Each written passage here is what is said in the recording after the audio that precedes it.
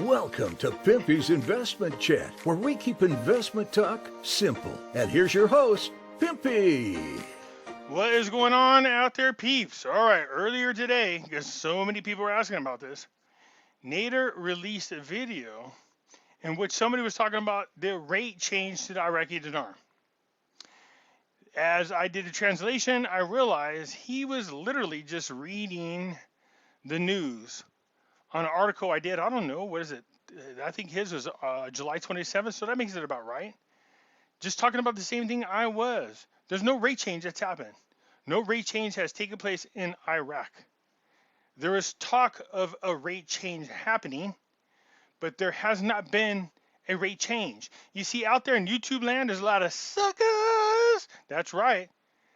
They listen to other people's YouTube channels and they jump the gun way too quick. All right, way too quick. Nobody ever said that the rate change took place. What they said is there's talk of a rate change that needs to happen because of the depreciation of the American dollar and the increase in the value of the Iraqi dinar due to oil sales, which is not enough, by the way, that you should start to see the value of the Iraqi dinar increase. And I agree full-heartedly. You got to love it. I got people making comments down below. Charlie Ward said that the Iraqi dinar was going to change. You owe him an apology. There's the reason why your name is Tweedledum. No, don't owe anybody an apology.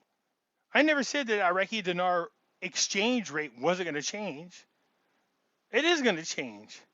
I'm the one that said it's not going to happen overnight. It's not going to be a reinstatement of the old rate. I'm the one that said it's going to be done in increments. So I don't owe anybody an apology. If anything, they owe me an apology. Yes, because I'm the one that's keeping their people from committing suicide. Seriously.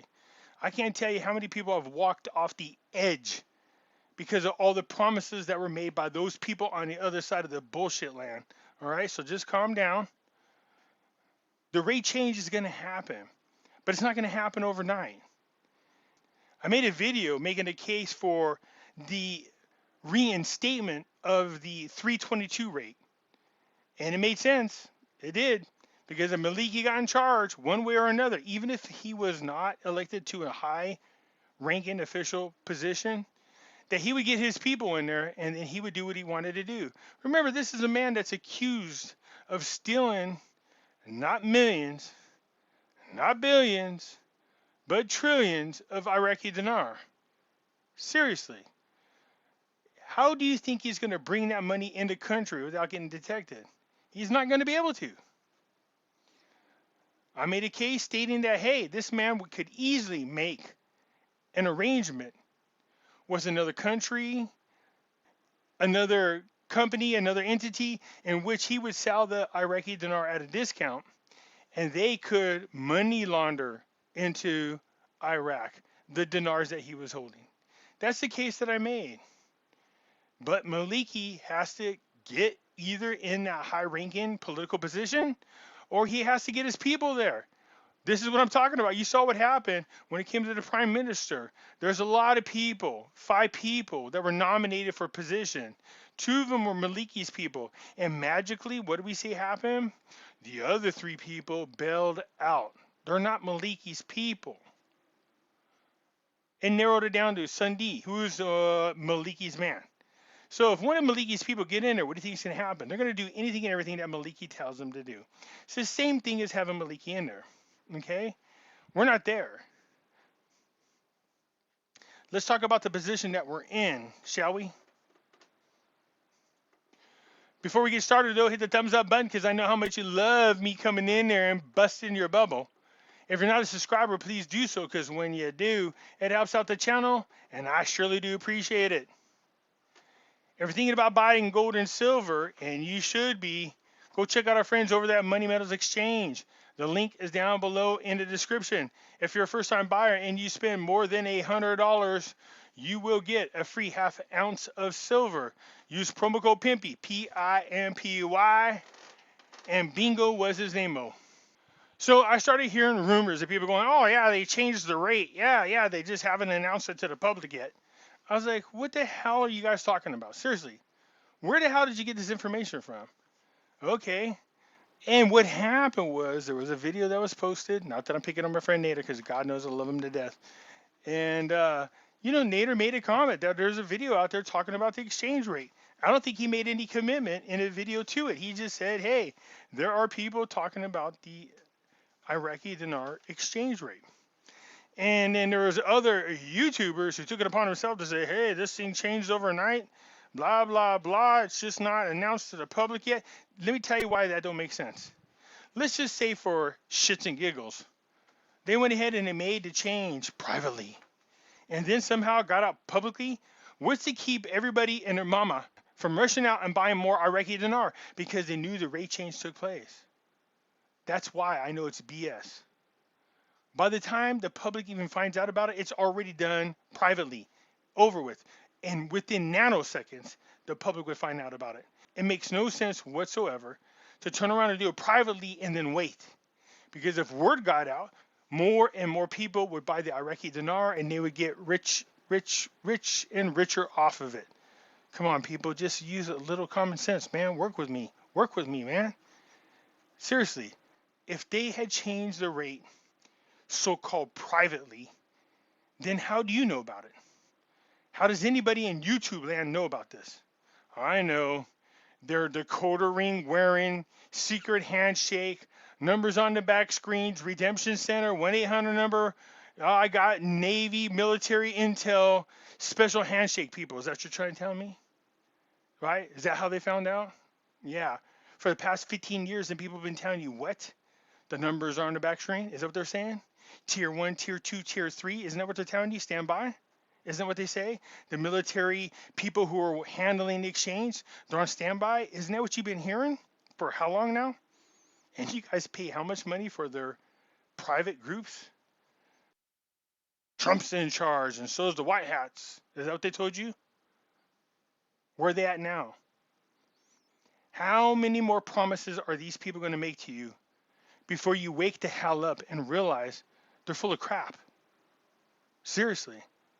My special Dakota ring wearing, we got a special handshake friend is telling, really?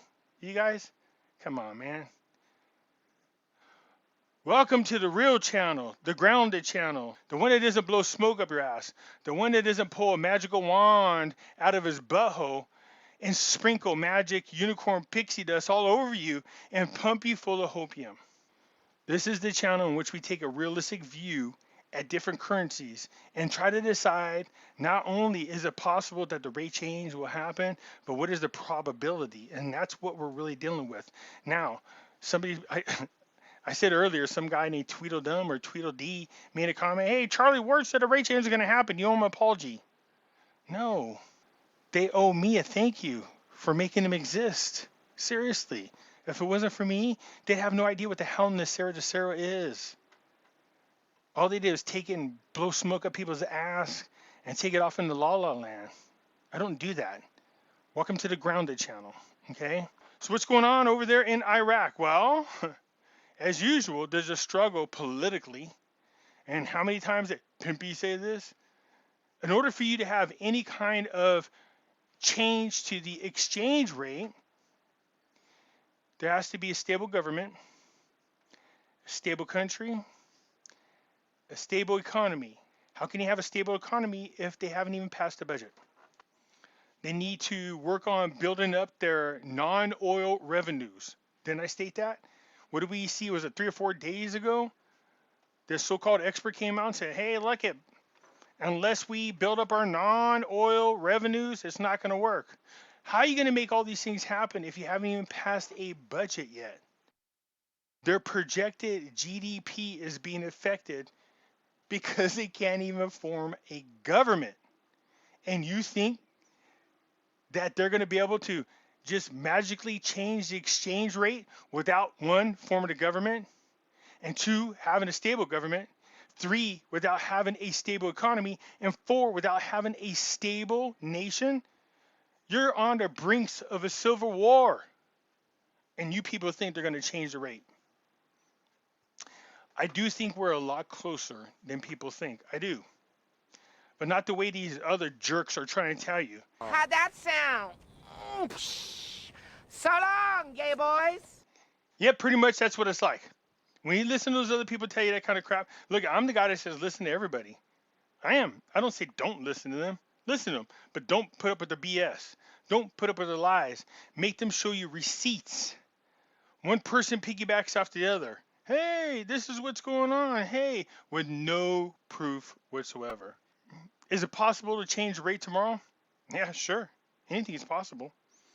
Unlikely though. I put out several videos showing you guys what it is that countries look for before they change their exchange rate. Just saying they want to do it don't make it happen. There has to be a lot of stability and growth in their economies. So let's start with the first thing. How about, the fact that they haven't even formed a government and politically there's no stability. Let's take a peekaboo, shall we? Things are so stable in Iraq that they're talking about doing what? Early elections. Look at this, Plashar and Al Amari. The necessity of stabilizing the political situation. Let me repeat that because I want to make sure we're on the same page. The necessity of stabilizing the political situation, which means what? The political situation is not stable, Pimpy. Thank you. Thank you. Give the person in the back of the room an A so far. The coordination framework announces its support for holding early elections. Well, why would a nation need early elections if you just had one in, I don't know, 10 months ago in October? It's because the political situation is not stable. You have civil unrest, which is not what you want if you're going to raise your exchange rate. Look, I'm not saying that the exchange rate's not going to change.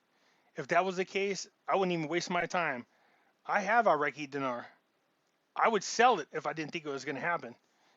Seriously, I don't. I hold on to it because sooner or later, these people are going to get their crap together and they're going to move forward. Under Al Qademi and President Saleh, there have been some major steps forward. Unfortunately, the very corrupt government that put Iraq in a situation in the first place, headed by this guy right here, Maliki, is trying to get back in power. This is not a good thing for the Iraqi people. This type of thing, though, is very good for Iraq. SOMO. Iraq has capability that qualifies it to be one of the most important oil producers.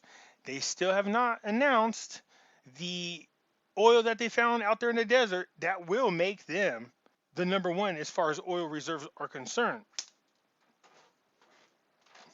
But for the meantime, what they should be doing is backing the Iraqi dinar with gold and demanding that everybody buy the oil in Iraqi dinar, just like Russia did.